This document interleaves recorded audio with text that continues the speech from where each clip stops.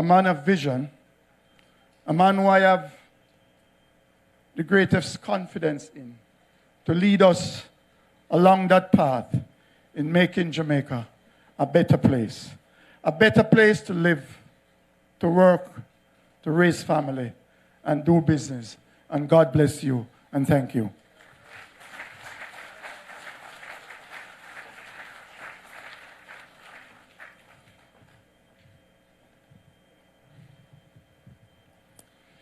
Thank you very much, Mayor Davis. We are indeed grateful for the sustained partnership with the St. James Municipal Corporation and also the Inter-American Development Bank. And we do look forward to many more collaborations as we create one Montego Bay for all. Ladies and gentlemen, let us now enjoy a cultural offering from the rich, diverse, and vibrant city of Montego Bay.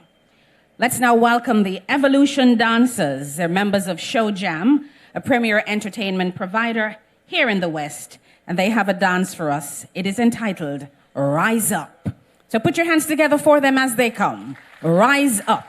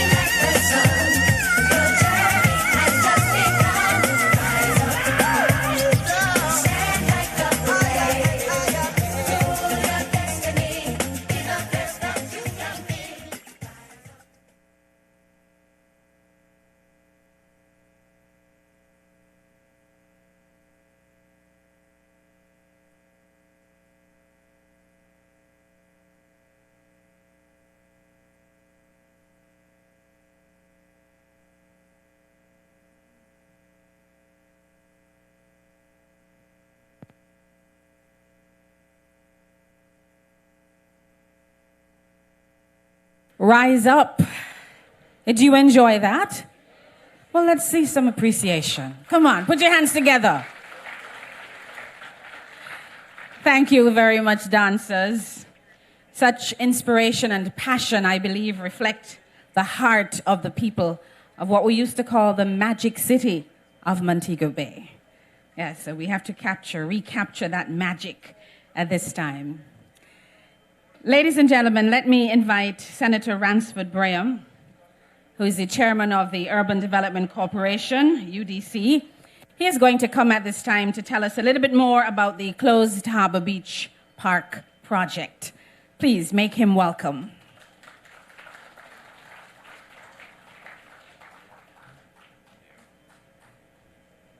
Good afternoon, ladies and gentlemen. I must start by apologizing for being late.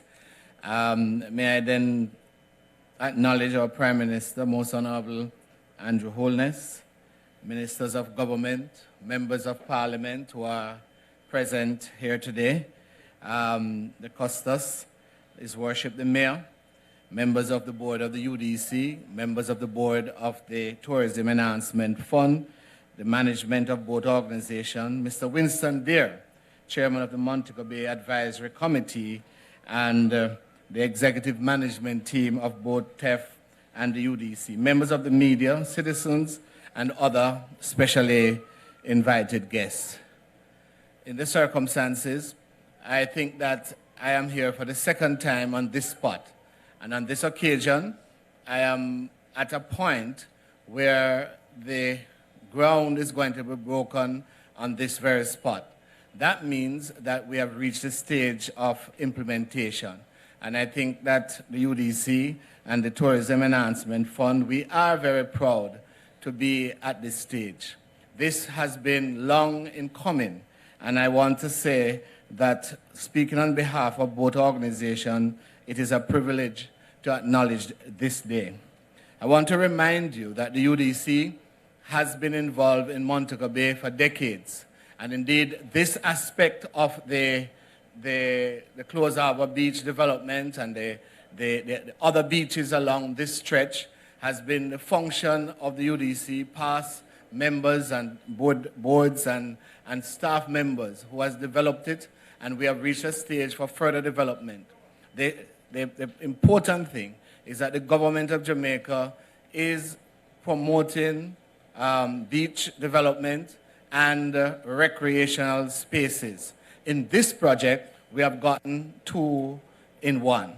It is going to be significant for this part of Jamaica, and particularly for Montego Bay.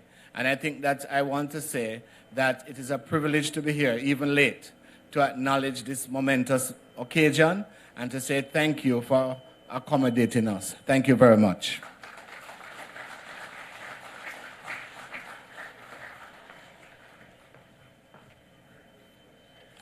And thank you very much, Chairman Braham. We are indeed excited about what the UDC and the TEF in partnership will accomplish as part of Vision 2030 in transforming Jamaica. We heard it from the mayor earlier on, to be that place to live, work, do business, and raise families, and especially here in hometown, Montego Bay. Ladies and gentlemen, I believe you will agree that our beaches are among the best in the world, and our people a cultural and musical powerhouse. Our Minister of Culture is with us. Our Minister of Tourism is with us. And I believe there is no better person to tell this to the world than our global ambassador, our global tourism ambassador. So let us put our hands together right now and welcome the Honorable Edmund Bartlett.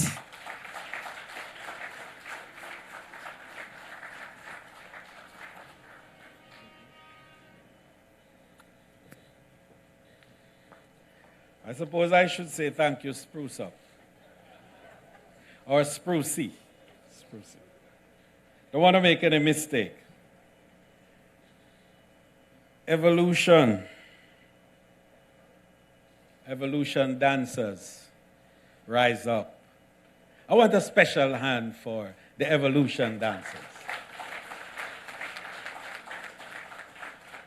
because this afternoon sounds like evolution and rising up. Our most honorable Andrew Holness, the Prime Minister of Jamaica.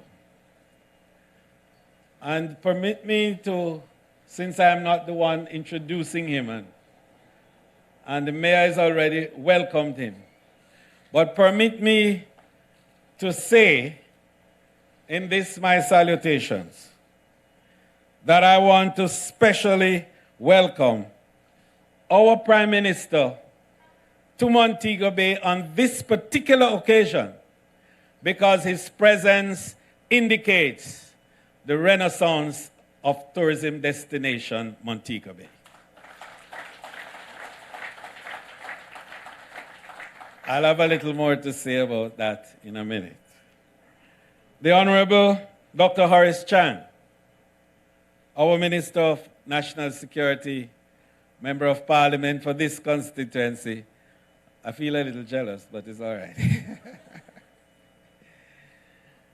The Honorable Carl Samuda, who is the Minister without portfolio in the Office of the Prime Minister, but whose responsibilities will cover all that we have to do in this renaissance of destination Montego Bay that we're talking about. And later on when the PM speaks, I'm sure he'll tell you something else that will further indicate how key Carl is going to be to us in our development over the next few years. The Honorable Olivia Babsy Grange, our Minister of Culture, Gender, Sports, Entertainment, and so many other things.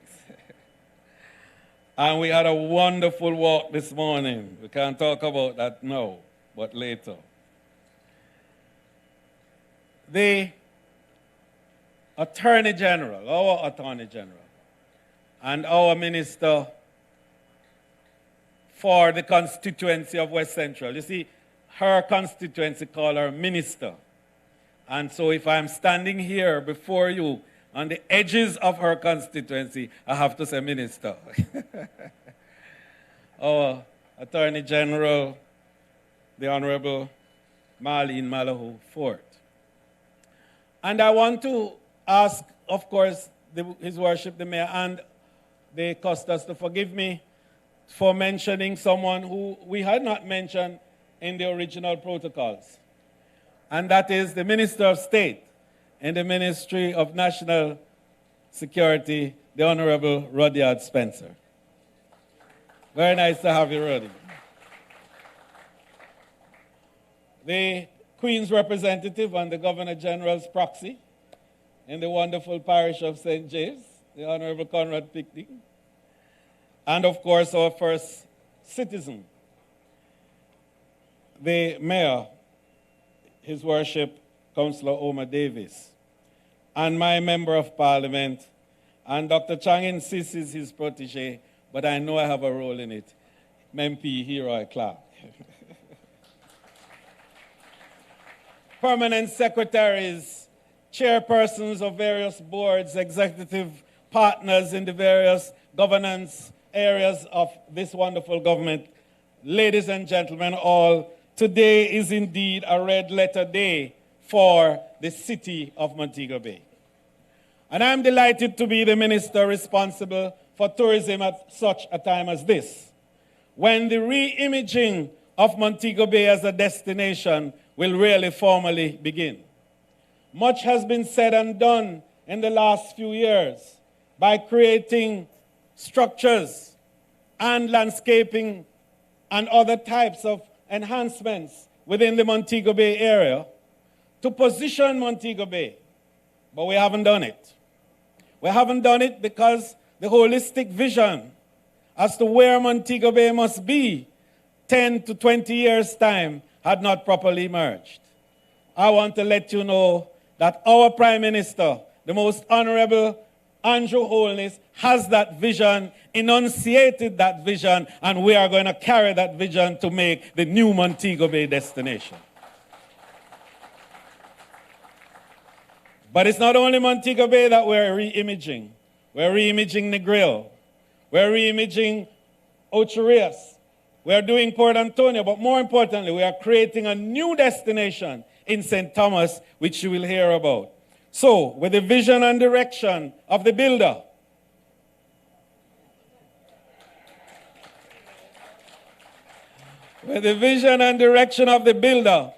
we are going to make a new tourism for Jamaica. And a part of that new tourism is to create more livable, walkable, and available space for the ordinary Jamaican. And we're excited that an inclusive tourism does not function without the total involvement and the access of all the people of our country. And we know we have limited space, so we have to utilize that space efficiently and effectively. And much of the beach spaces that we have had to be used for hotels and other types of tourism plans. But we cannot ignore the fact that our first obligation is to our people and to make sure that our people have access to the best facilities that are available.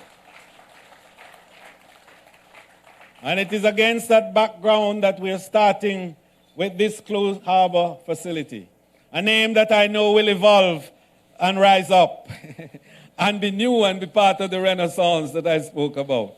But for now, let's say Closed Harbor Beach, the essence of which will be to provide a multi-tiered facility to enable the use of all of us, visitors, international tourists, and domestic tourists alike. And one of the things that I want to emphasize in this 1 minute that I have left is that the building out of capacity for domestic tourism is vital to the sustainable development of our industry in Jamaica. And it is creating spaces like these and other such spaces that no doubt will come in other parts of Montego Bay, certainly in Kingston and across the island, that we will enable domestic tourism to thrive and to be able to ensure that all Jamaicans feel a part of the growth and development that tourism is offering, and they can say, tourism is working for me. God bless you all. Wonderful occasion today. Let us bask in the glory of this new look, and let us make sure that the new Montego Bay embraces the energy and spirit of all of us as a people.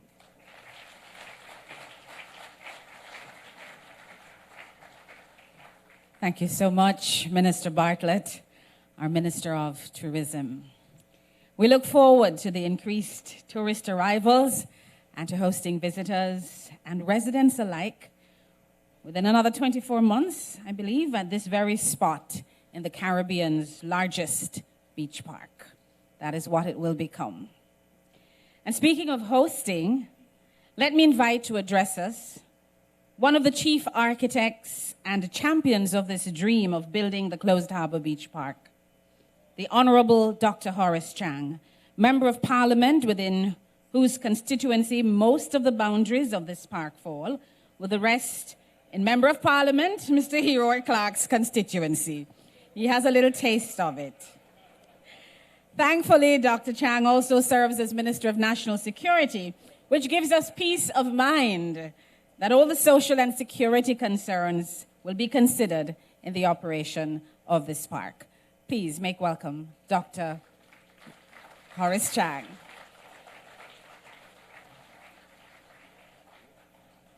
Thank you, Madam Chair.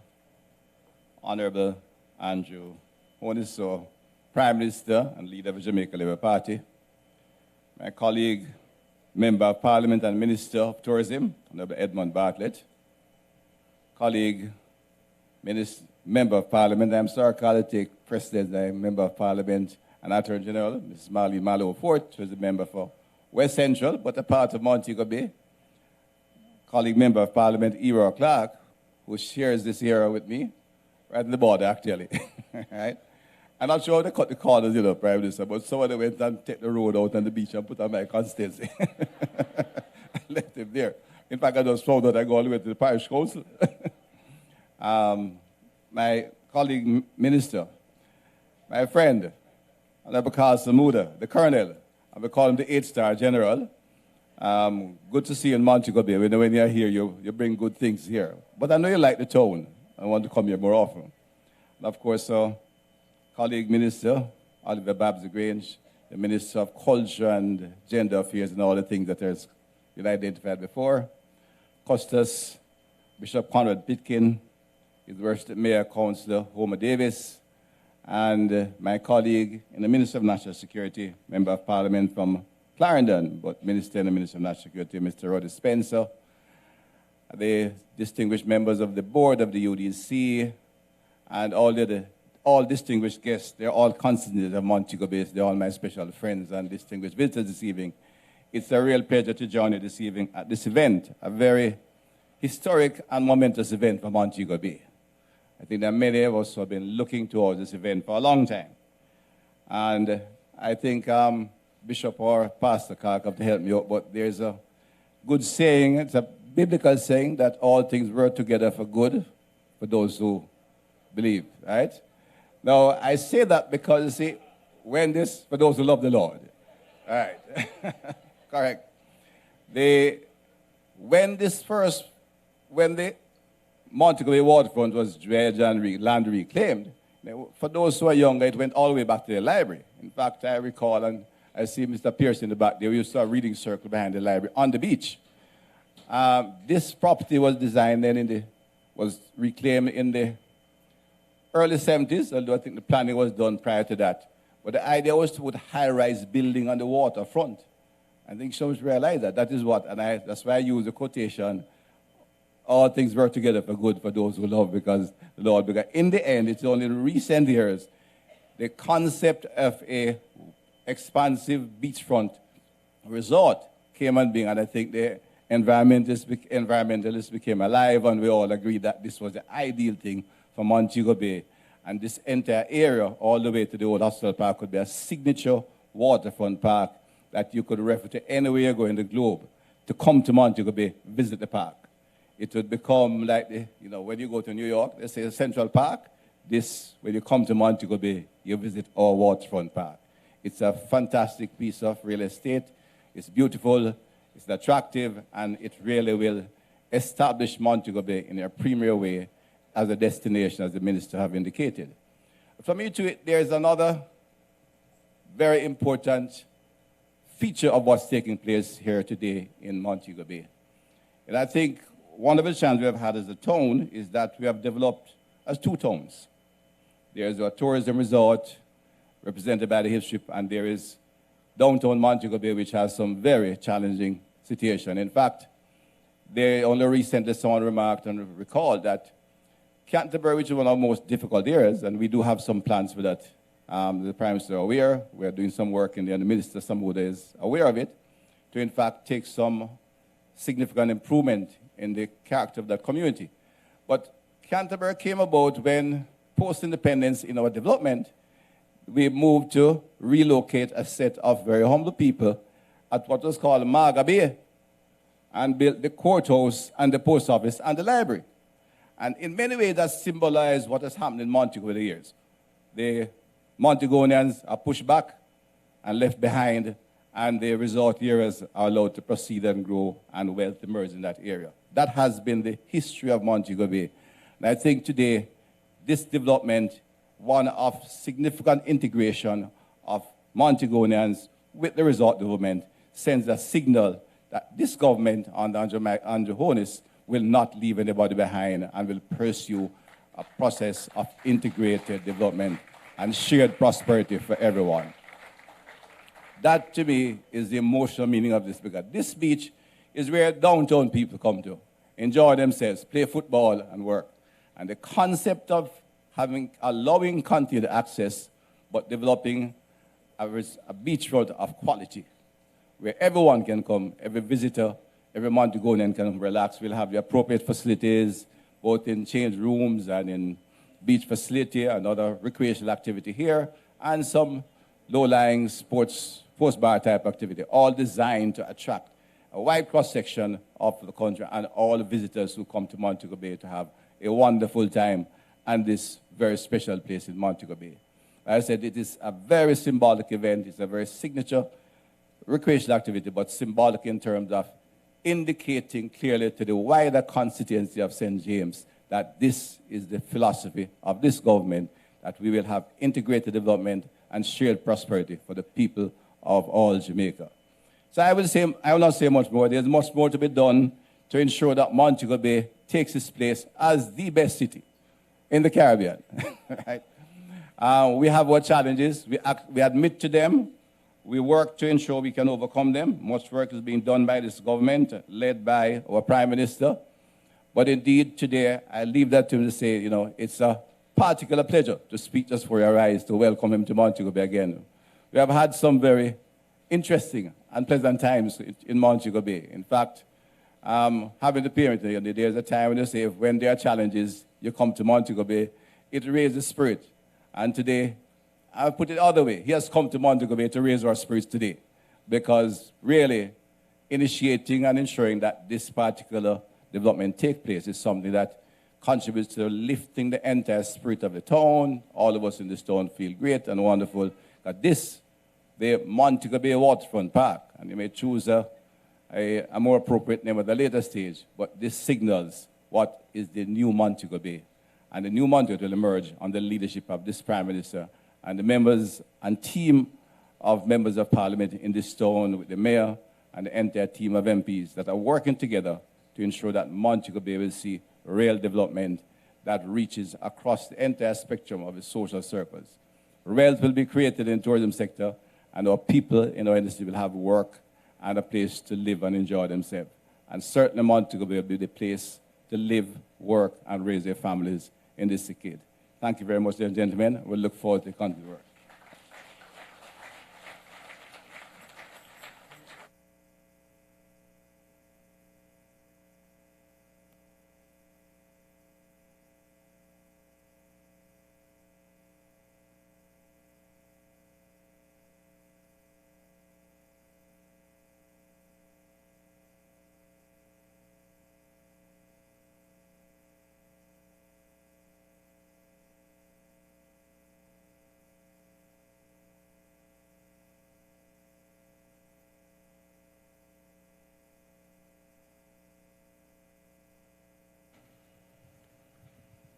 Good evening, everyone.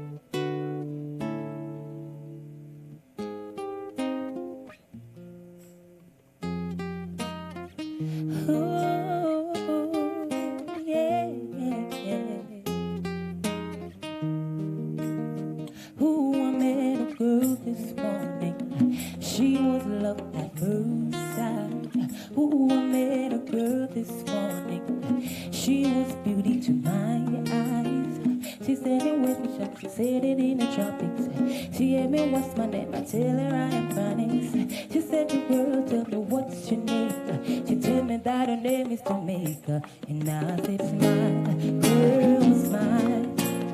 Smile for me, Jamaica. And I said smile, girl smile. Oh Lord, smile for me, Jamaica. Never you cry, here am I. Yes, I'm here for you, Jamaica. And dry your eyes, girl smile. Smile for me, Jamaica. She got a rich history, a beautiful woman with the sweetest gift. Beautiful sunrise and an evening kiss. I can't find a sunset on an evening sea sky. She says she's tired of the exploits and the lion. She give them reggae, give them trees, give them flowers and the fern, and she got was abused in return. But I say, don't you worry your head, mama. When it's his head to your head, mama. I don't worry yourself, mommy. And one thing I beg her to do for me, and I say smile, girl smile. Smile for me, Jamaica. And I say smile, girl smile. Oh Lord, smile for me, Jamaica. Whenever you cry, here am I. there for you, Jamaica. Dry your eyes, smile, smile for me, Jamaica.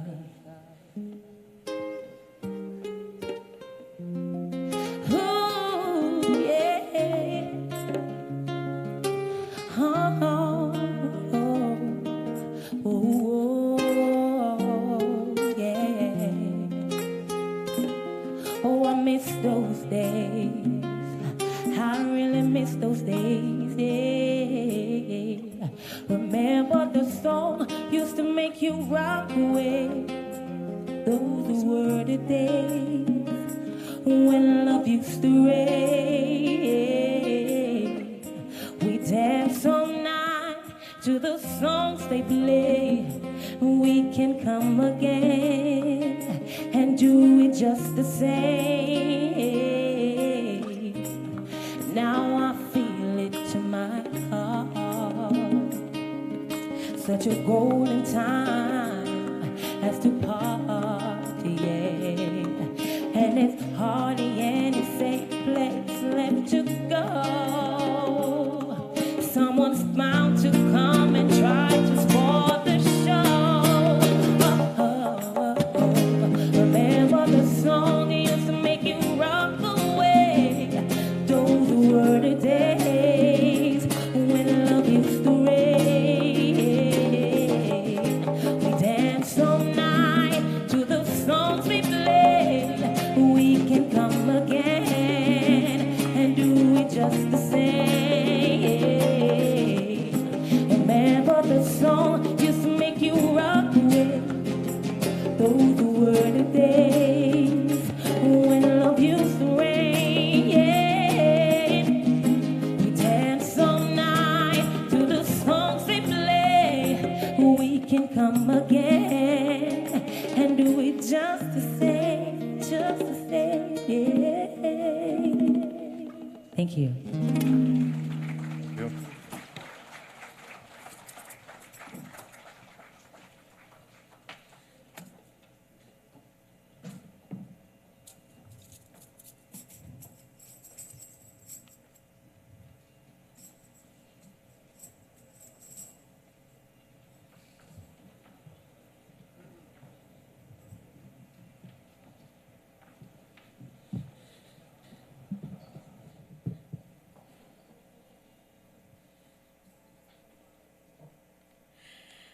Ladies and gentlemen, let me just thank one of Montego Bay's finest talents, the Too Good Vocal Group. They're part of the Show Jam Entertainment Company. I want to thank them for that lovely item. And if you enjoyed it, please make them feel welcome. And of course, before that, we heard from Dr. Horace Chang, a member of parliament for this constituency. Thank you for your charge, Dr. Chang. We hope everyone was listening in and that we will all take collective responsibility for the first world maintenance. When it's done, we will have to make sure we maintain this. So we're all going to take responsibility for the first world maintenance of this facility. May I invite everyone at this time to look to the screen for a short video presentation. The TEF and the UDC are excited, very excited, to get this project off the ground. So please, give your attention.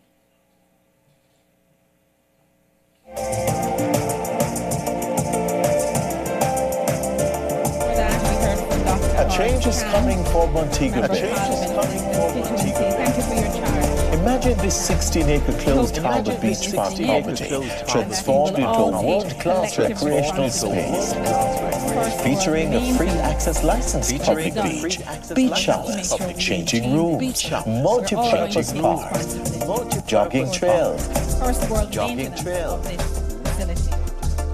landscaped May I invite everyone at this time to look to the screen for a short video presentation. public restrooms, The TEF commercial and the areas, UDC a place are for excited, recreation, very meditation, excited to get fun. this project off the ground. So please, The Urban Development your Corporation attention. and the Tourism Enhancement Fund, partnering to make development happen through making your tourism dollar work for you. A change is coming for Montego Bay. Thank you for your charge. Imagine did this 16-acre...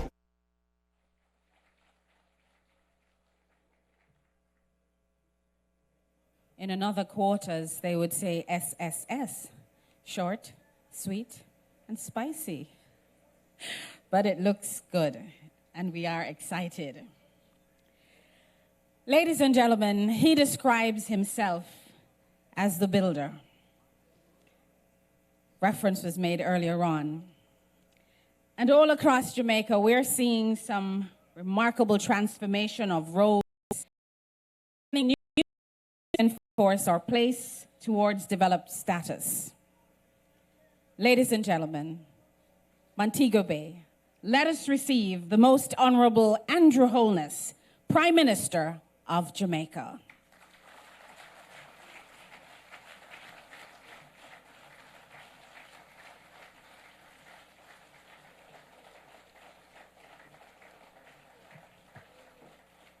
Thank you, everyone. Thank you, Marlene, for your excellent conduct and direction of this ceremony. Let me acknowledge the Custos and our first citizen, Mayor Homer Davis.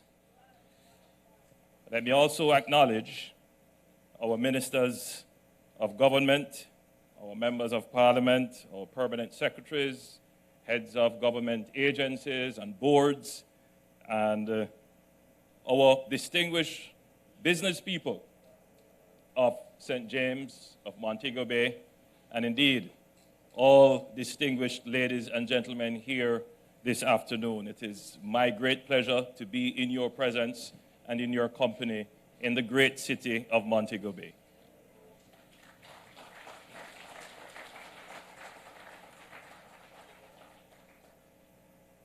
I must let you in on a little secret that there is some amount of ceremony fatigue setting in. The ministers will privately confess to this because, I do maybe 3 or 4 of these events per week.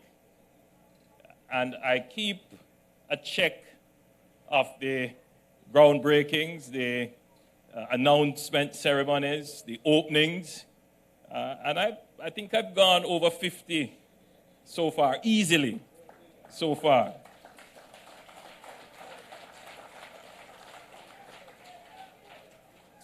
So I'm going to give my permanent secretary, who is here with us today, a directive that we have to now develop a standard form for ceremonies that are more efficient with our time, because there will be so many more ceremonies to do to acknowledge so many more of the great things that are left to be done. So that form would be that, for example, once the salutations are announced by the Director of Protocol, then we don't need to do it again. So we cut 5 minutes or more.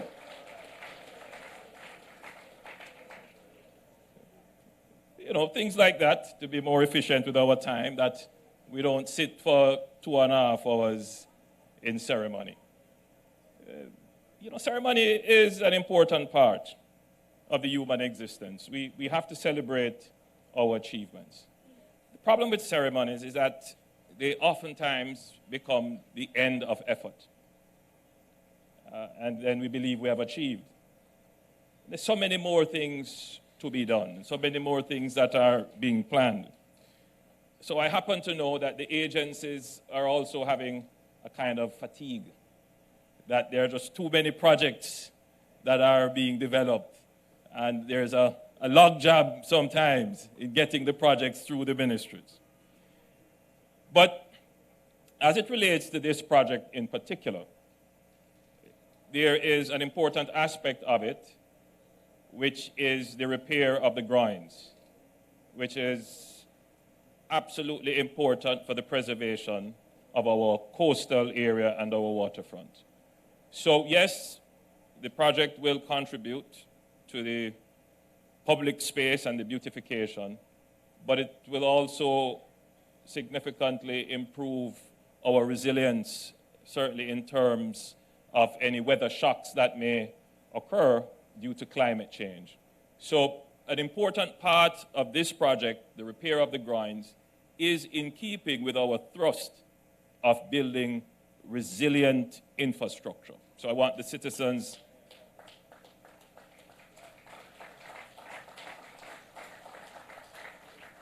of Montego Bay to be assured that your government is doing its part in ensuring that your city is safe if there were any unforeseen or even salient weather events that could cause destruction to life and property. In listening to the presentations, it is clear to me that Montego Bay has a special place in Jamaica. And Montego Bay has some special people. Montego Bay, in my estimation, is representative of the essence of what it means to be Jamaican. Enterprise, industry, creativity. And the government has to support that. Kingston, as a city, was founded on the 22nd of July, I believe it was 1692. I remember the 22nd of July because of a special date. 1692, I believe it was. Almost 370 years or so ago. Montego Bay was officially declared, I think it was granted city status in 1980 in October, and probably was officially declared somewhere about 1982. So in comparing the two cities, Kingston, more than 300 years old, Montego Bay, almost 40 years old now. When you look at the scale and speed of development of Montego Bay, clearly Montego Bay has developed much more rapidly than Kingston. So Montego Bay, as the essence of a strong cultural base, it also has the essence of a strong economy. An economy driven mainly by tourism. This project is being funded by the Tourism Enhancement Fund. That is for somewhere in the region of 600 million Jamaican dollars. I want to pull on that a little bit because there is a growing sense as the tourism economy expands that the people who make tourism really happen, that they are not being treated fairly, that they are being left behind in many instances. And a critical principle of our government is inclusivity, fairness, and equity. And I want to assure all Montegonians, all resident citizens of St. James who depend on the tourism industry, that your government will not sit by and allow the industry to evolve around you and past you, and you are not the beneficiary. It is something that is strongly believed in the party. Senator Sinclair, who is also a councillor in the parish council, recently moved a motion. And he obviously feels strongly enough to do so. And I want to assure, again, those persons who work in the industry that your Minister of Tourism is the biggest advocate for example, pensions for tourism workers.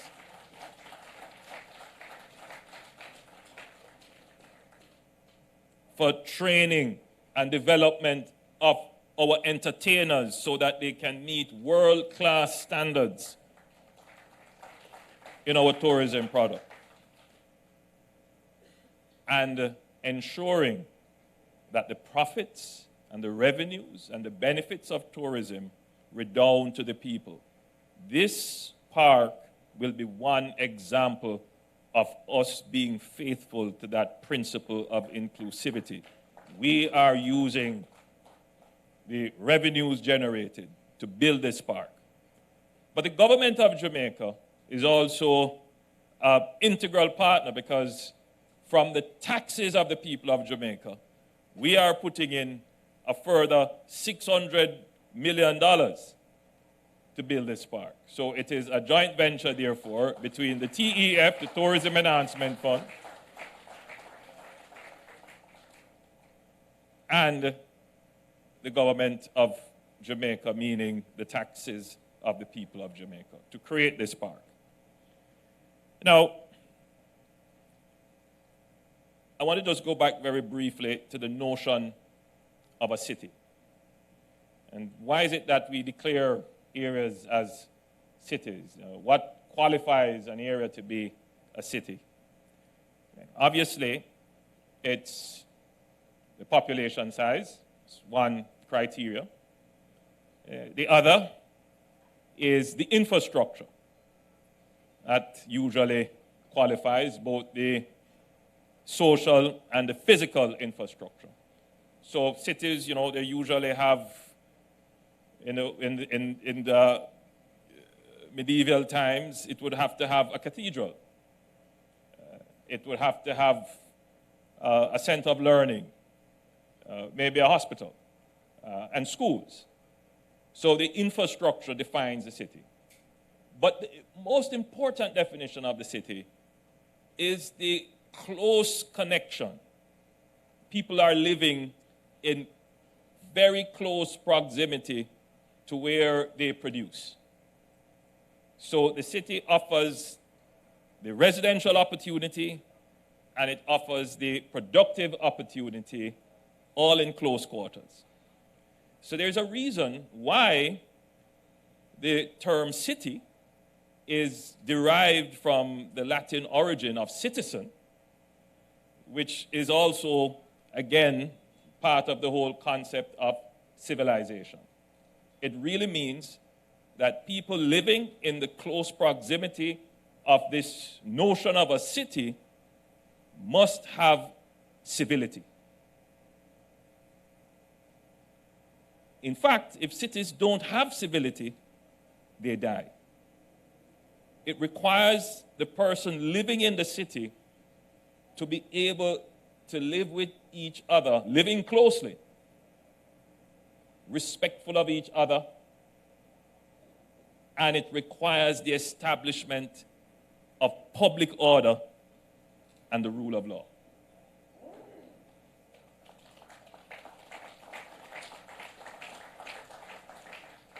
So you can predict very easily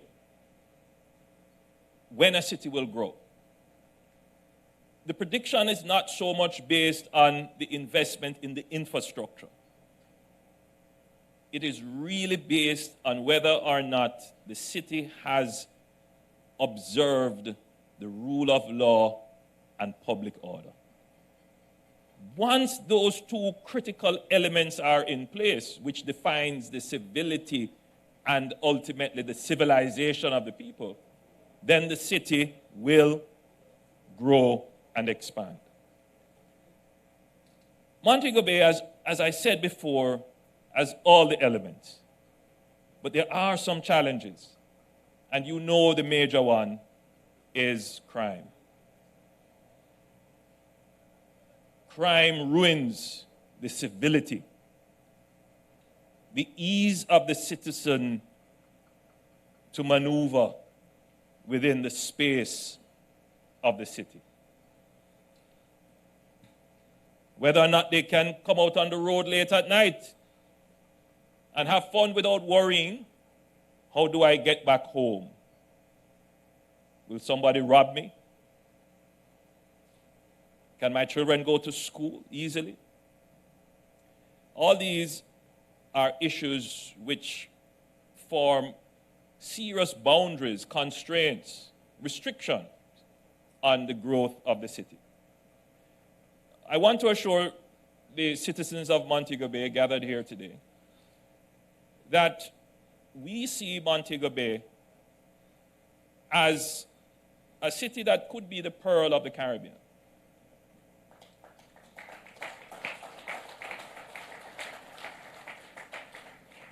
And we are making the investments in your city, both in terms of the infrastructure, but more importantly, in establishing the rule of law and public order. Both things go together. Not everyone sees the importance of public order. There is a political debate. What is more important? And how do you secure the rights of the citizen? Can you secure the rights of the citizen in chaos? Can you secure the right of the individual freedom in chaos? Can you secure the individual freedom in a situation where there is no public order and there is no rule of law? What comes first? We in this city, a year ago, literally faced the collapse of public order and the rule of law in Montego Bay.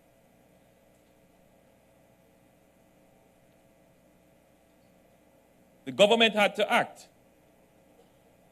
and we acted decisively so that we could preserve the individual freedoms of the citizens of Montego Bay.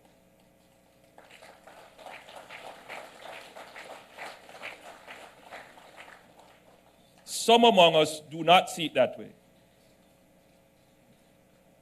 And I'm observing very closely what is happening in the city and indeed right across the country. And I'm seeing a return to the level of lawlessness that existed before the declaration of the state of public emergency. Let me make it absolutely clear to those criminals who believe that by virtue of the vote in Parliament they have political cover. Take no such comfort.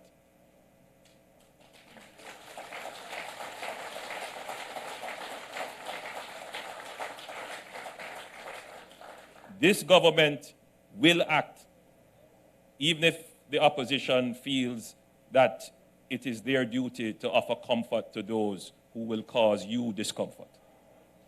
We will act. So, in making sure that the city can grow, there are some other investments to come. You can count this one as already done. I gather it will take 24 months, but I'm asking you to do it in 18.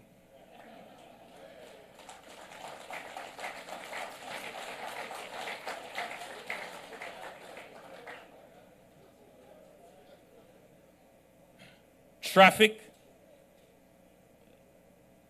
is another issue for this town, because another important element of the growth of the city is connectivity. And if your roads are clogged, connectivity becomes an issue. So the bypass is well underway. The designs are now being finalized. We did some preliminary designs to work out the alignment. The alignment has essentially been settled. And so, you know, these roads, they take quite a bit of planning that is being done. And I believe we should have a sign-off from China. Is it Development Bank or Exim Bank, please? Exim Bank shortly, as it relates to funding the road. But whichever way, we will fund the road. The road will be funded. And so that will increase your connectivity. And that will make it easier for your economy to grow and expand. Just today, Minister Bartlett would have toured a piece of land within the city proper. And the idea there is to create a government center, a government circle. because every city has to have public administration. And that public administration has to be accessible by all its citizens, but it also must reflect the dreams and aspirations and your own pride in your own government, your pride in your country and in your state. It must also not just reflect the dignity of the state, but it must reflect the efficiency of the state. And therefore, we will be creating within the city of Montego Bay your own government center where all the services of the government will be administered and easily available.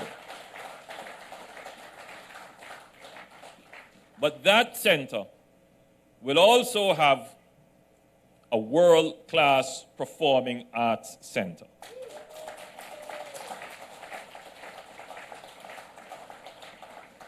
And the idea behind it is that you have an amazing convention center, but if you're going to get into the business of convention, maybe I shouldn't say too much, I should allow the Minister of Tourism because this is really your field, but if you're going to have a footprint, a serious footprint in the convention business, you know, after people have meetings and after they have gone to the beach, they might want to see the exposition of Jamaican culture in the performing arts. So you could very well have within the product of tourism in Montego Bay, your own performing arts theater, where you will bring together not just your dance, but your drama, your music, and your singing.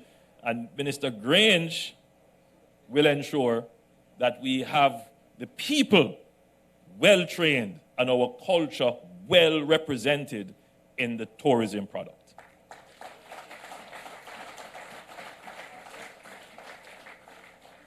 And you will hear more about that.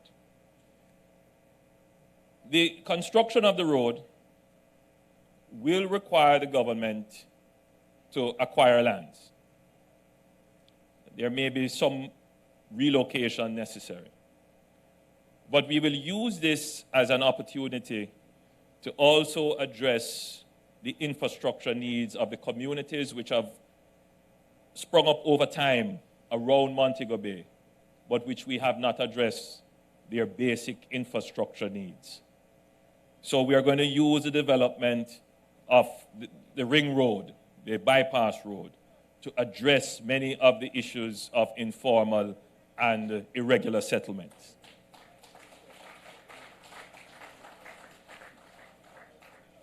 So all in all, I think we are on a good track. You know, democracy is such that everyone can express their views. Some views are true and some are untrue. Some have all kinds of selfish motives and some have national motives.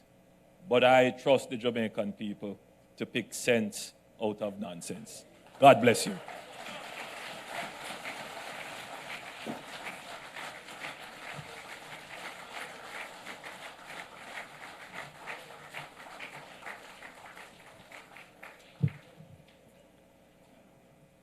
Thank you very much, Mr. Prime Minister, for your insightful and passionate address. I believe that the Tourism Enhancement Fund and the Urban Development Corporation will continue to execute their mandates. And that mandate includes actioning the vision of a better Jamaica for all of us. Thank you once again. And speaking of passion, who better to give the vote of thanks than Chairman of the Montego Bay Advisory Committee and UDC Board Director, Mr. Winston Deere. He is an ardent citizen of this beautiful city, and he plays a very critical role in the visioning process for Montego Bay's advancement. Mr. Deere. Thank you, Marlene. This is, in fact, such a proud moment for me. It's more like 20 years we've been trying to develop such a facility. Mr. Prime Minister, the Honorable Andrew Holness,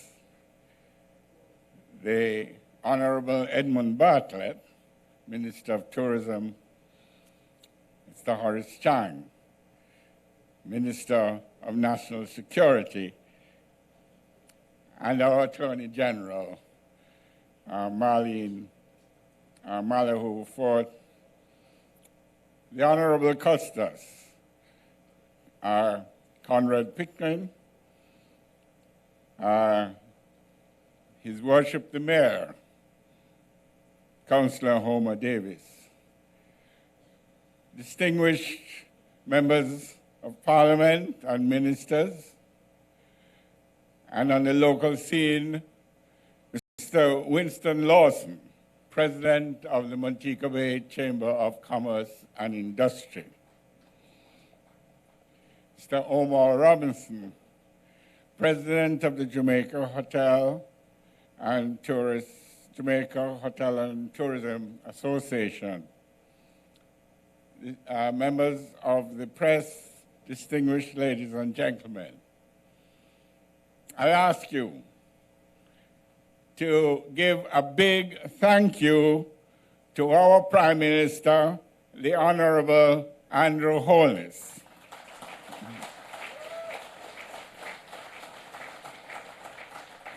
His efforts in facilitating the creation of Jamaica's first national beach park is so commendable and exciting. There is no doubt that it will be an icon, a rather iconic feature that will transform the city of Montego Bay.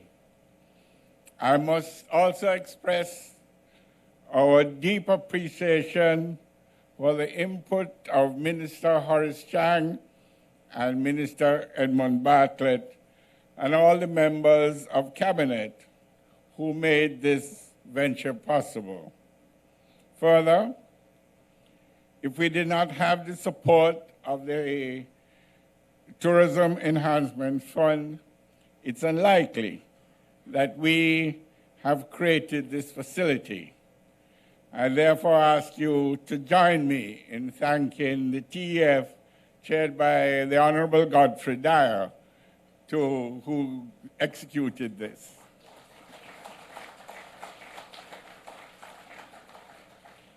And maybe even a larger chair for the Urban Development Corporation, led by our super chairman, Ransford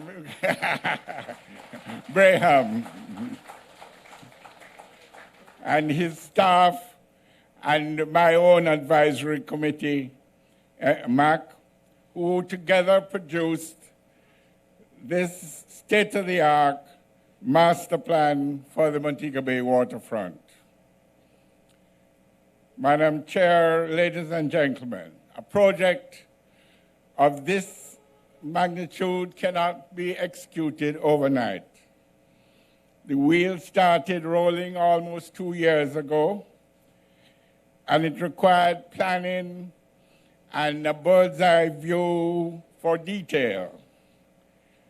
We have been fortunate enough to have the backing of a team of a very motivated and dedicated colleagues of the UDC who know their job and are result-oriented.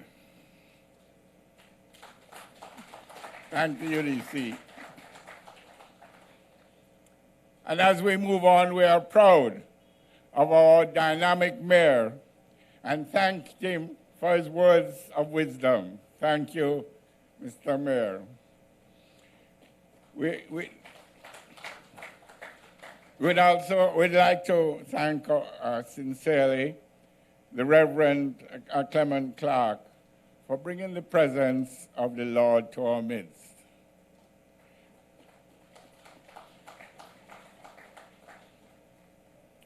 We enjoyed the evolution dances and the Too Good group, and they were tremendous, entertaining us. Thank you very much. And now I'd like to thank you for being present today, for your involvement, for your interest, and ask that you become an integral member of our oversight committee of the park. Join the support team, which I have nicknamed the Montego Bay Friends of the Park, MOP, to assist in making the park our home, away from home, maintaining it in a pristine manner, and the icon of our city.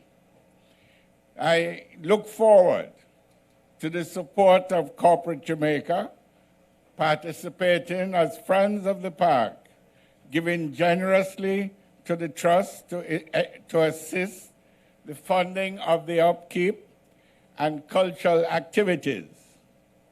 Can you imagine that on a Sunday afternoon, we could have groups like Two Good Group playing for us and the Evolution dancers dancing for us. So that is my dream, and certainly the dream of the UDC, to create an active park that will bring us all together to enjoy the facility. And the first charge that I make to the friends of the park will be to find a suitable name for the closed harbor project. The minister will certainly endorse that. So please volunteer to become members of MOP, get involved, and serve in whatever capacity you are able to manage. I have asked Mr. Fred Smith, I don't know if he's here. If he's here, stand up. I don't see him. He's not here. Okay, Fred is going to chair MOP, and if you would like to join us in this noble effort, please contact him. It is our park, and I thank you. I bid you well. Good afternoon.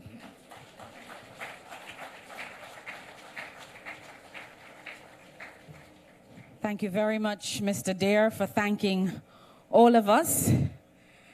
And thanks to everyone for being here with us today. It is our hope that this park will be used by all and passed on to future generations as a treasured gift. Now, we have a few final instructions for the ceremonial groundbreaking, which will close this afternoon's proceedings. We will have 3 photo opportunities, and we ask everyone else to remain seated, view the screens as the Jamaica Information Service provides the video feed for your viewing pleasure. After the groundbreaking, we invite persons to enjoy refreshments to my left.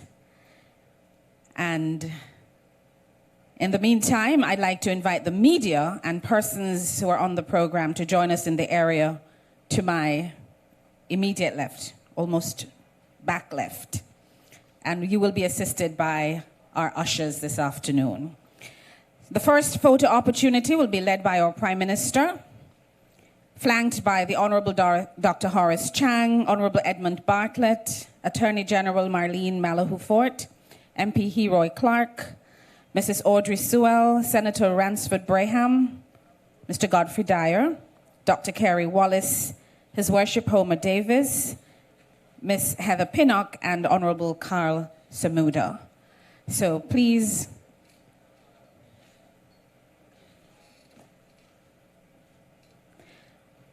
I believe we have, let me see, 1, 2.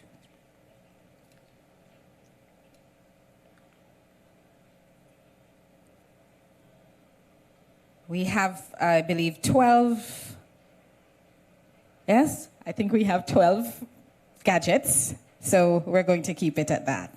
So our Prime Minister will lead, Dr. Horace Chang, Minister Bartlett, our Attorney General, MP Clark, Mrs. Sewell, Senator Braham, Mr. Dyer, Dr. Kerry Wallace, Ms. Heather Pinnock, Honorable Carl Samuda, and His Worship Homer Davis.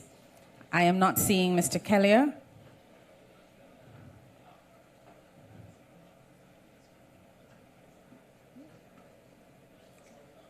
All right, so in the meantime, we will have GIS share that moment with you via live screen.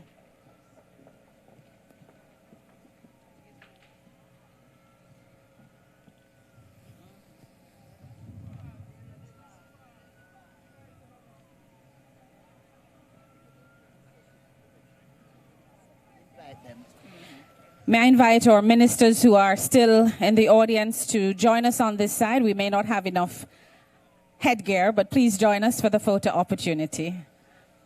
I believe there's Minister Spence and Minister Grange, and I'm not seeing Mr. Kellier.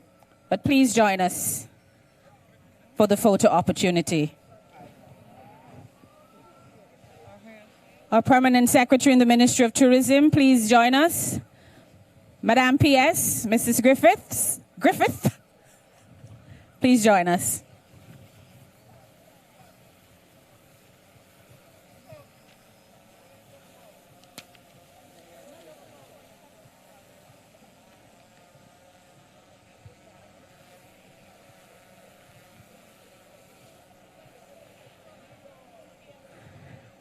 Minister Grange.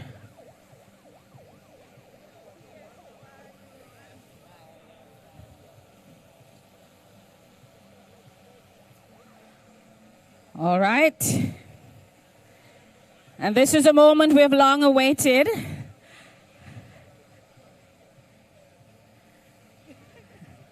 Yes, shovels are ready.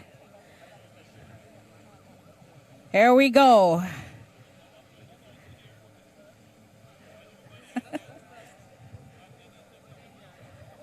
We need some more dirt, yes. One. All right, there you go. When it's nice, you do it twice, so let's have a repeat of that, ladies and gentlemen.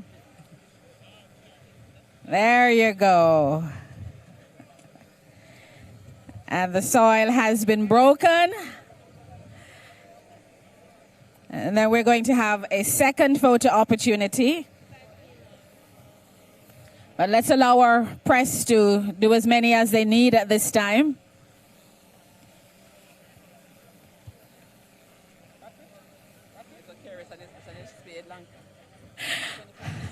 Our second opportunity will be Honorable Dr. Horace Chang, Honorable Edmund Bartlett, our Attorney General, MP Heroy Clark. We do have another photograph.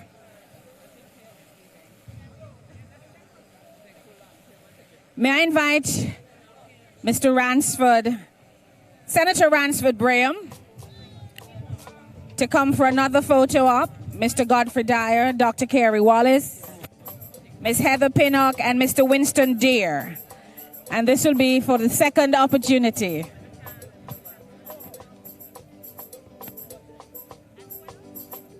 There's one for Dr. Horace Chang, Dr. Honorable Edmund Bartlett, our Attorney General, and MP Heroy Clark.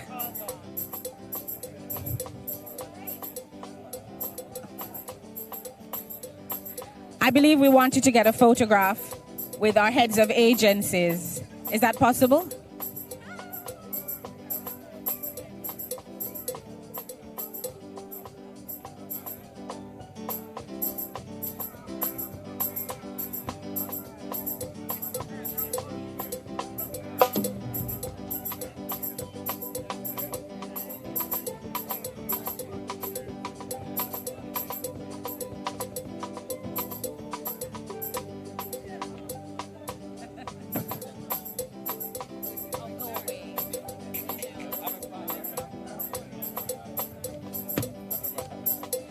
Thank you once again, ladies and gentlemen. Thank you for being with us. Travel home safely. God bless and Godspeed.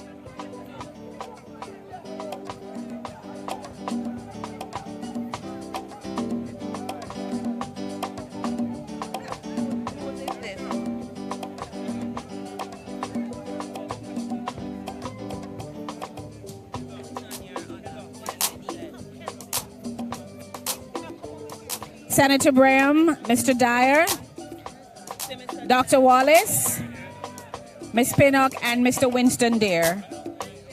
Ms. Pinnock.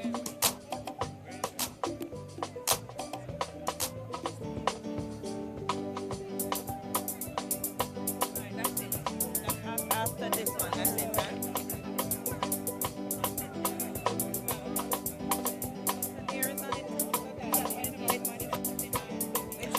We would like to have all our members of parliament for this photo op.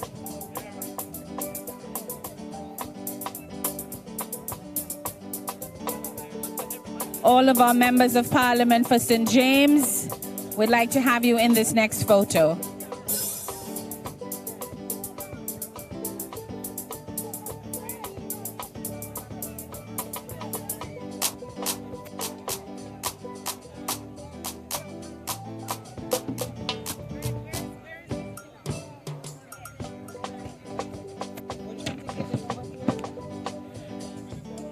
Yes. All right, but you're doing this one. Minister Chang, Minister Bartlett, and our Attorney General, please. We would like a photo with all our members of parliament for St. James.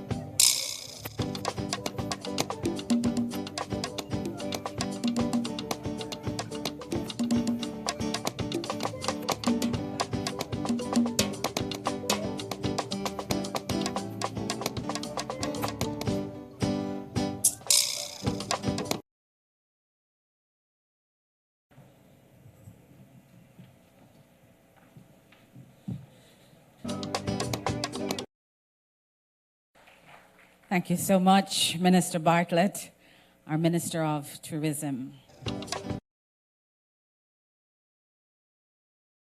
Begin. And while we do that, may I ask you to give Positive Steel Band a round of applause.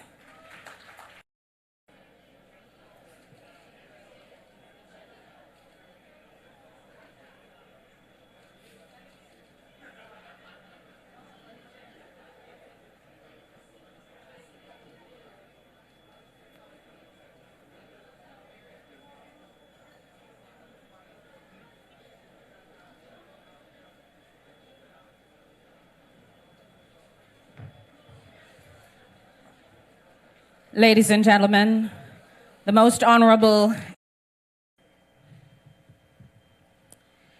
Thank you very much, Mayor Davis.